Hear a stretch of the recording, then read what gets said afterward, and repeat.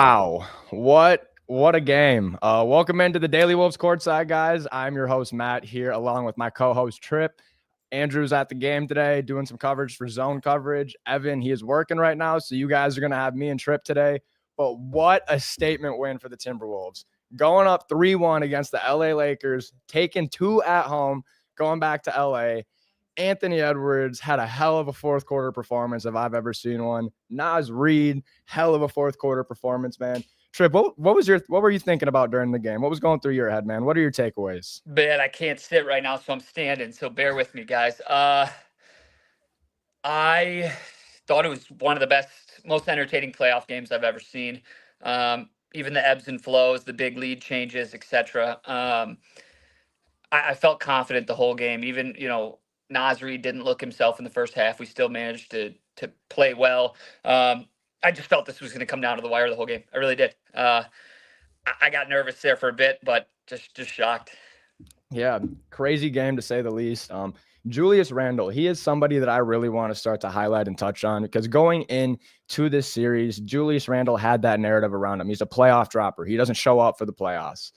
And I was kind of on that train. I was skeptical. I definitely was. But after seeing these, it's not just one game. It's not two games. This is four good games in a row from Julius Randle. And maybe those New York playoff runs, that was due to the team around him. That's always been some discussion. But I think it's pretty safe to say that Julius Randle might not be a playoff riser. But Julius Randle, he's going to do exactly what he needs you to do when he has the right team around him. 25 points tonight, 7 rebounds, 3 assists, and 1 steal. No turnovers for Julius Randle. That's huge. So what'd you think of Julius Randle's game tonight? Any big takeaways? His defense has just been incredible. People have always knocked him for the defensive effort, and I'd argue he's been right up there with Jaden and everyone. From a defensive perspective, his intensity, even some of the fouls. I love the aggressiveness. The on-ball defense was great. He just looks like the Julius coming out of Kentucky that where people were so high on, and like I tweeted it, I think in the first or second quarter. I'm like, it's a complete shift for a lot of us, but like I'm praying he picks up that player option and rides it out for one more year and kind of takes it from there. Yeah, that's exactly. I've been talking about that with my roommate, with my fiance. It's just been we need to have Julius back at this point. It seems like because it kind of gives me a little bit of a throwback vibe to the 22-23 team. We traded for Rudy. It looked clunky. The next year, stuff looked great. And it almost kind of feels like it'd be the same thing over again. Julius has found his role. He knows what to do. It kind of seemed like at the beginning of the year, we kind of all tracked it back to, he's playing for a contract. He's doing this. He's doing that. He's not necessarily playing for the team. And I think it was, now that we're at this point in the season, I think it just was more of a thing that Julius Randle didn't know his role on the team. We didn't know if he needed to be a 16 points a game guy, if he needed to be New York Julius and go for 25 points a night.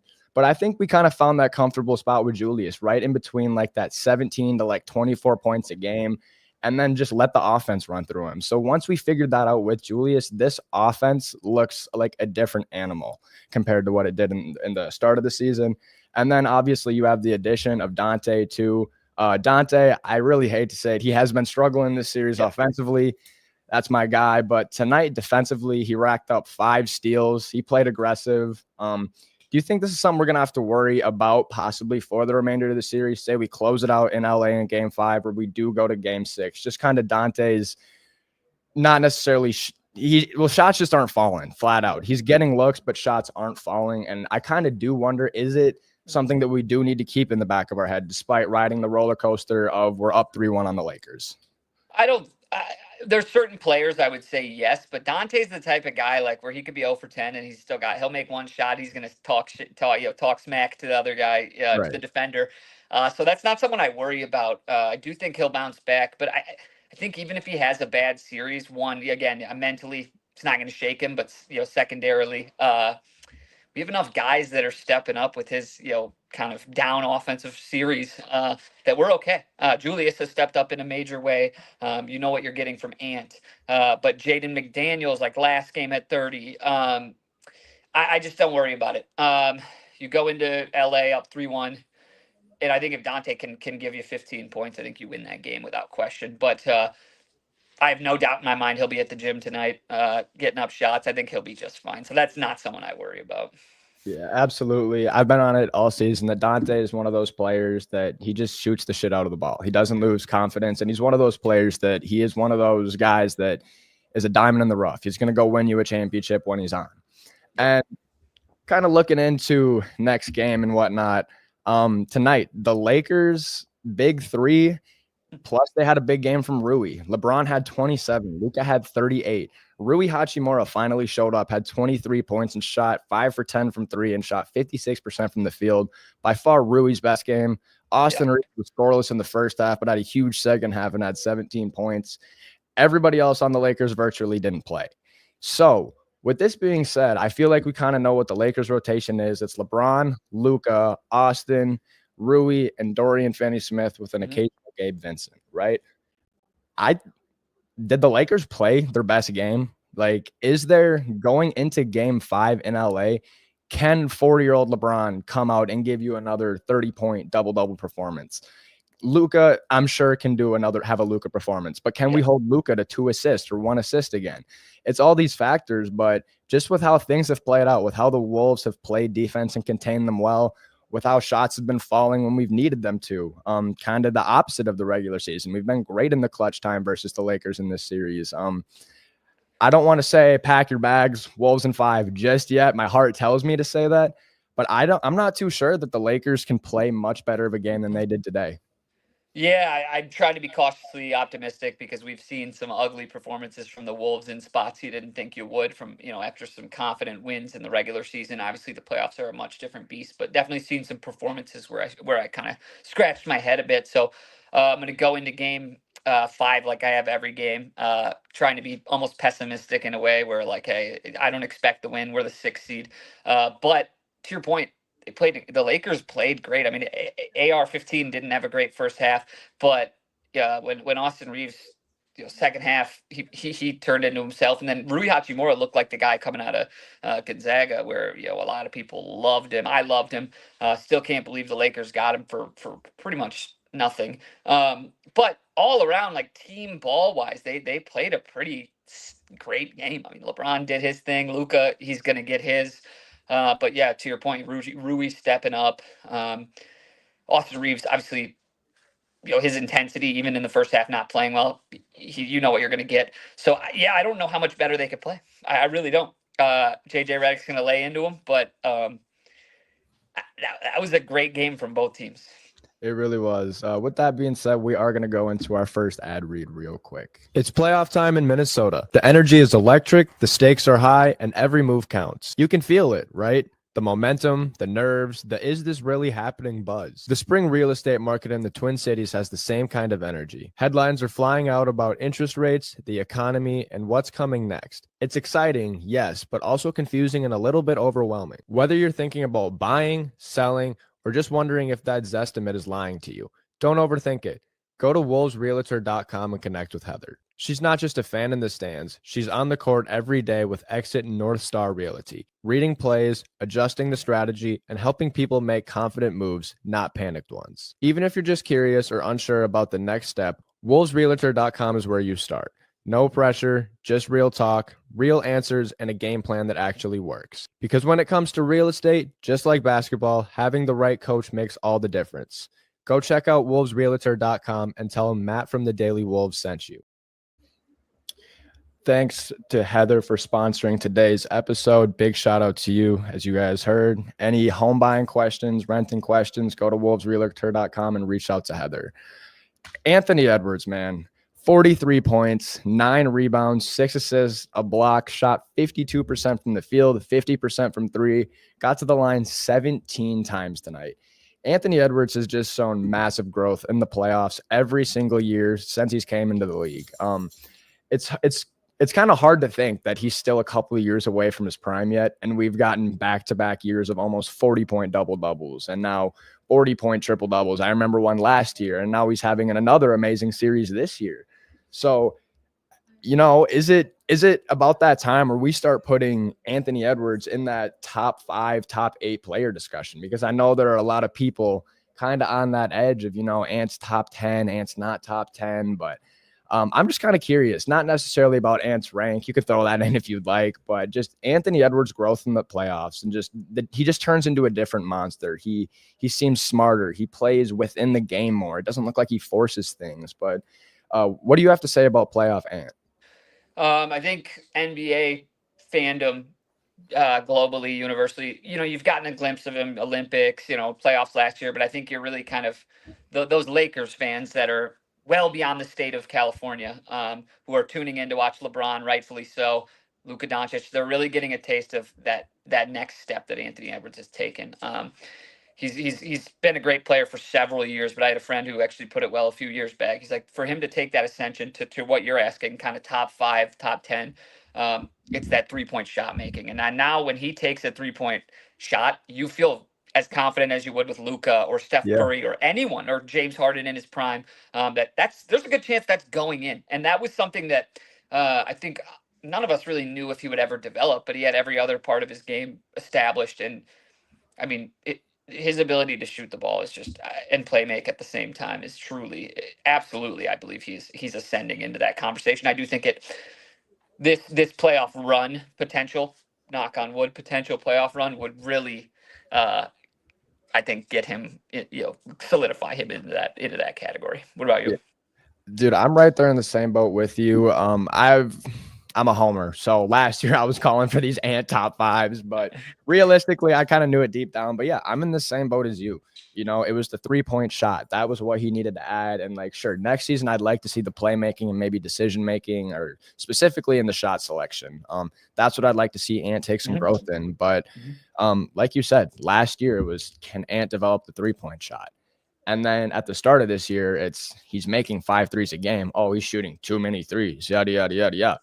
Like what do you want us to do here, media? Yep. Like, you criticize him for one thing and he fixes it. The rookie year, it was the work ethic. You figure out he loves the game. And then it's the dribbling. Can he figure that out and learn to play make? He figures that out. Now it's the 3-point shot. What's it going to be next year? Because I feel like Anthony Edwards, I'm a broken record. I'm going to say it all the time, but he just takes his game to another level every single year. And it's rare to find these players. These are like LeBron James, Luka Doncic, like all-time like caliber players. And Ant's only in year 5, 23 years old, has the keys to a franchise. And that is a lot to ask of a 23-year-old kid. But as Ant grows into his prime, Jaden continues to grow, Nas continues to grow. I really think the sky is going to be the limit for this team. And hopefully that this Minnesota team is going to be the one to break kind of the curse and all the bad luck and all the years of heartbreak from the Vikings, the Wolves just being poverty and whatever else. But yeah, moving into kind of game 5, going into LA. What are you looking for? Do you think the Wolves are going to come out and Ant's going to try to come out and just kill the Lakers, go for 50 points? Do you think it's going to kind of be like a game 1 where it's not going to be an Ant game and he's going to try to get everybody involved? Do you have anything that you're looking for game 5?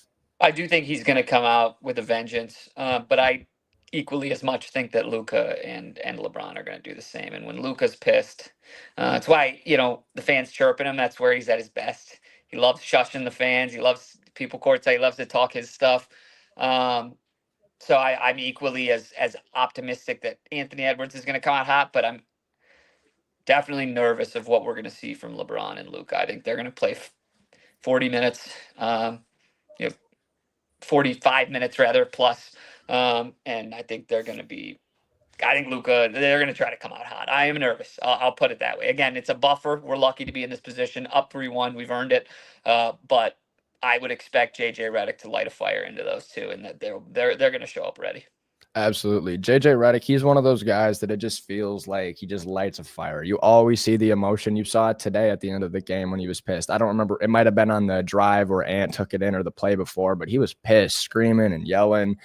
JJ Redick is not going to let them down easy. And I feel like it's hard to say, like, LeBron is going to have another fantastic game, whatever you want to say. I don't care that he's 40 years old. Like, last game, he came out, almost dropped 40. And tonight, like I said, he had 27, 12, 8 assists, 3 steals, 3 blocks, and only took 9 shots. Wow. 27 points on 9 shots in a playoff game is ridiculous. That's like, what, 3 points per shot?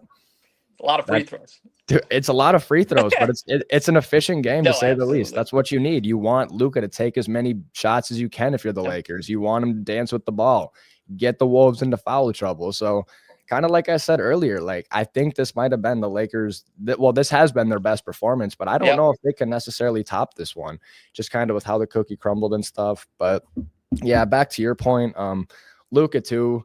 Luka does not like the Wolves. Luka hates Rudy. It looked like Jaden was really starting to piss Luka off tonight. And looks like Jaden's sick of Luka. So, I mean, I'm, like you said, expecting another 70 to 65 points just between LeBron and Luka. Good efficiency. Obviously, it's in LA.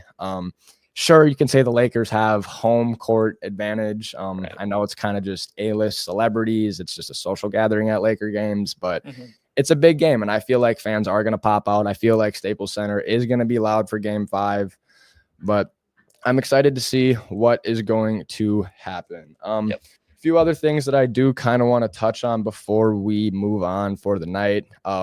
Mike Conley, he has kind of been one of those players that throughout this series I have been on such an emotional roller coaster with, because Mike's another one of those guys that he's old. Like LeBron, you can only expect so much from Mike. You kind of know what we're going to get from him. But Mike tonight, 2 points, 1 rebound, 2 assists, and the loudest block I've seen all season on LeBron. It kind of looks like Mike, I don't want to say he's unplayable because he's your vet. He's your glue guy. But when it comes to game 5s, game 4s coming down the stretch, because you see it in the beginning of the game, they just match up hunt Mike. Mike's not producing on offense a ton. I can't lie, I do kind of have some question marks. I do kind of worry a little bit, just kind of with how we've been matchup hunting Luka. In game 1, it was matchup hunting Austin Reeves, and I know JJ Redick is smart and he's probably going to come up with a big offensive intricate plan, but like, truthfully, that does worry me a little bit. Is he just going to send Rui at Mike? Are we just going to match up hunt for Mike? What do you think about that? Yeah, I love Mike. He's never going to make a back-breaking mistake after mistake after mistake that's going to kill you. But when you need to be elevated beyond kind of the Julius, Jaden, Ant, you're hoping it's going to be Dante. But in a game in which, potentially you need someone to step up, and it can't be the big 3. I'm looking at Dante and Mike, and if Dante's off, like we talked about earlier, Mike has to make a shot, and obviously Nas factors into that as well. But I don't want to get too far ahead, but I am hopeful Rob Dillingham is who we think he's going to be. But I'm with you. I think the Mike, I don't want to say experiment because he's one of the better NBA point guards, consistent players that I've ever seen. But yeah, I don't know how you play him more than a handful of minutes, and that's going to get awkward. You're going to have some people, you're going to have Dante running the point like you've been doing a little bit, or Ant, but there's a guy, or maybe it's Terrence Shannon in a pinch because he can handle the ball. I don't know, but yeah, I think we're very fortunate that with the way he showed up tonight, we still were able to come out with a victory. So I'm with you. I love Mike, respect the hell out of him. But yeah, I don't know. In a closing out game, can you rely on him? I think the answer is no. Yeah, I agree with you. And kind of the only thing that's like holding on to that for me a little bit is you're up 3-1. You've wrote it as far as you have. Why would you change it up? But tonight, to counterpoint that, Nikhil only played 12 minutes. I don't remember if Nikhil touched the floor in the second half. And I know he's had a rough series. Terrence Shannon has seen very little time in both games that he's played, but Terrence Shannon has been phenomenal. In 3 minutes tonight, he had 4 boards and an assist, made a great hustle play. Those are the guys that you want on the floor. They're going to get the crowd into it. They're going to get their teammates going. And that was kind of to my point with Dante. Now, obviously, we're not going to come out and bench Dante for a game 5, possible closeout scenario, but I do kind of wonder about Terrence Shannon and if there is a way to kind of sneak him in the lineup just to maybe get him like 5 to 8 minutes per game, just to see if he does make an impact. Because against the Lakers earlier this year, when Ant got thrown out of the game, Julius was out. Jaden was, I don't think, having a great game. Terrence Shannon had 28 points on fairly good efficiency, man.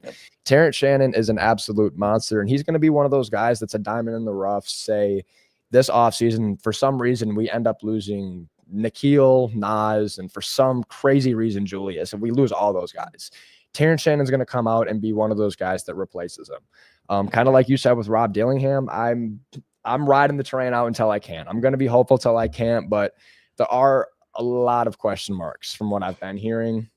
But Terrence Shannon, he is somebody that I am very excited to see in the future, how his career plays out. He's one of those guys that is NBA ready. And I would like to see him get meaningful minutes. I think it'd be good for his career. He's going to be on this team for the foreseeable future, I would like to say. 'Cause like I said, he's one of those win now guys. He was drafted for that reason. But yeah, that's kind of all that I have today. Massive win. Wolves going up 3-1. Do you have any other takeaways or anything else that you'd like to add to this trip? No, it's just been a hell of a series. Excited. Hope we can close it out in 5, but lot to look forward to, and just pumped, and appreciate everyone tuning in. Yes, sir. We appreciate you guys always tuning in. And before we head out today, we are partnered with Better. That is the best sports betting app. You can legally sports bet in the state of Minnesota using this code right here, the Daily SPN, all one word, and you will get a deposit match up to $77. So if you put in 10, I'll give you 10. You put in 100, they'll give you 77. Simple as that. Go win some money today. But yeah, with that being said, appreciate having you on, Trip. Kind of a funky one today. I don't really host the podcast. We haven't had you on the court side a lot. So appreciate all you guys bearing with us, kind of with flunky schedules and how things crumbled. But as always, guys, go Wolves. Go Wolves.